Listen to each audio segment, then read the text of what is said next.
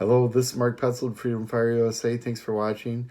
This episode is going to be about a controversial issue we've had in Grand Rapids recently involving a police officer and a black 12-year-old young man and an arrest. So appreciate you watching. Basically, I'm going to quickly explain what happened. I'm going to explain the narrative, and then I'm going to give a different perspective. I think that actually is the perspective we should be talking about and gets to the heart of the issue. So thanks for watching. Okay, so what happened was apparently a young black man, like 12-year-old young man, was chasing his cousin with a stick and basically was arrested by the police, would not um, respond in a respectful, obliging way to the police. So one thing led to another, and the kid's handcuffed, and got parents yelling, screaming, and the outrage, police investigation. Folks, I mean, this is the same thing that's been played over and over again, but this is here in Grand Rapids, so it's close, and I can speak to it in more detail. So that's basically what happened. Now the narrative is that I was listening to local talk show yesterday where the show host is having a dialogue about what happened. I'd say he is respectful of the police and what it is that they do, and and he basically read the narrative from the parents, including the father, that said these things don't happen in East Grand Rapids, which is a predominantly a well-off white community, and basically the father is saying that you don't have kids being arrested that way, and the radio shows, he did the typical, I'm sure that there's bad apples in the police, but by and large they're just trying to do their job and so on.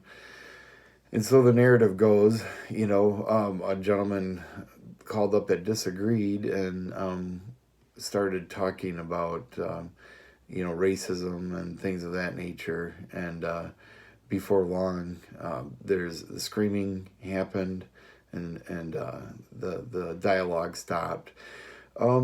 Different reasons were given why this would happen, including, you have the narrative from like the parents that these things are race based, and it happens only in the black community, and you have the radio show host that talks about the white and so on.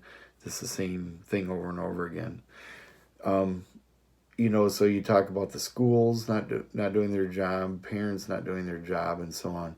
Now, here's where I'm going to get into the next layer, the next level of thinking, if you would bear with me and follow me.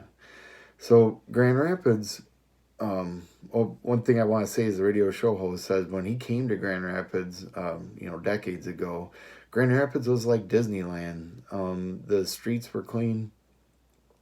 There's a wholesome feel to it, and so on. It wasn't that long ago that actually restaurants weren't open on Sunday and things of that nature in Grand Rapids. So it's changed quite a bit. So the radio show host threw that out there. So again, with Grand Rapids, it's known as a Christian conservative city with a church on every corner. And, there's still plenty of churches in Grand Rapids. A lot of them are just the building, literally, for sale. And a lot of the churches, especially in the heart of the city, are openly social justice warrior churches. A lot of them will fly the rainbow flag and so on. And the one thing that wasn't discussed in all of this dialogue was the fact that the one potential reason, and I guess this is a prove me wrong thing, is that the reason why this happened is because our churches are no longer filling the role in society that they should fill, which would be to help people find their relationship with God. It would be about helping them with their day-to-day life. It would be about developing them or discipling them so that they're able to affect others, whether it be parents affecting their kids and helping raise them in the way of the Lord, or whether it would be going into the community and dealing with this. There is no ownership with the church with this issue at all. None. And, you know, here's the premise, right? You have the government that follows culture, and then you have culture that follows faith. I use the term faith instead of religion because religion, while it's not a wrong word, it's to me that means the physical repeating of mindless acts without any thought of anything deeper than just doing the physical repetition religiously. So I'm going to use the term faith instead of religion. So faith, then culture, then government. And, our schools would be better if our churches were better, wouldn't they? I mean, you think about it.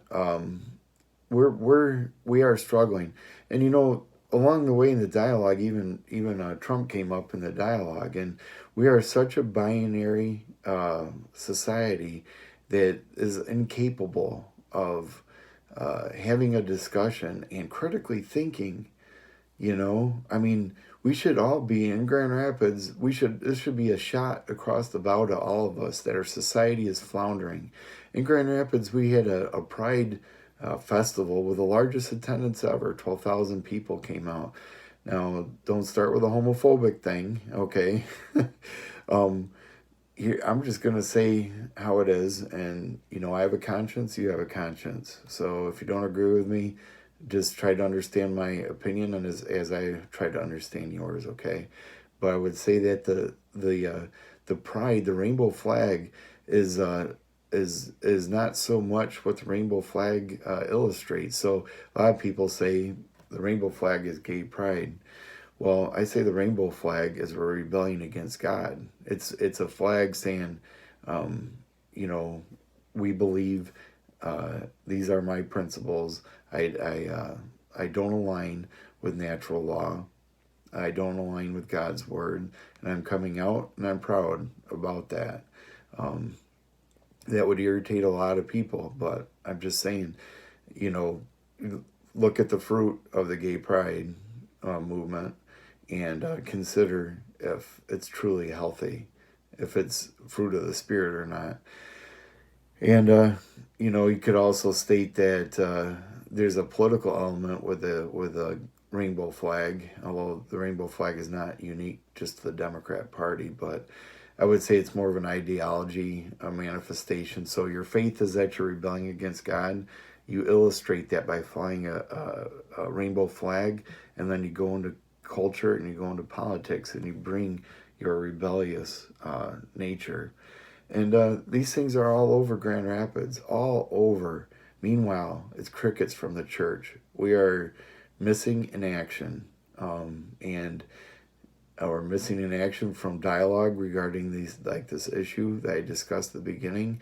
We're missing in action in regards to our society and how it's being run, our city and how it's being run. We're hurting.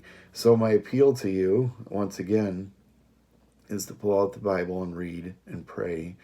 Look at the feeding informational streams that you're taking part in, and perhaps dial that back and water that down, and consider that you need to do something different than what the majority is doing. If our society is faltering and the majority are going one way, folks, I'm going a different way. I'm going a different way when it comes to politics. I'm going a different way when it comes to culture. I'm going a different way when it comes to church. I'm going a different way, and I'm seeking God humbly. And I hope that you will join with me. I'm hoping that this video is compelling to you, and that you'll pray and consider what I've said. And I'd also appreciate your feedback. So I'm praying God's blessings for you, and I'm praying God's blessing on us that we can help restore America. And it starts with restoring Grand Rapids first. All right, folks, thanks. Have a good day.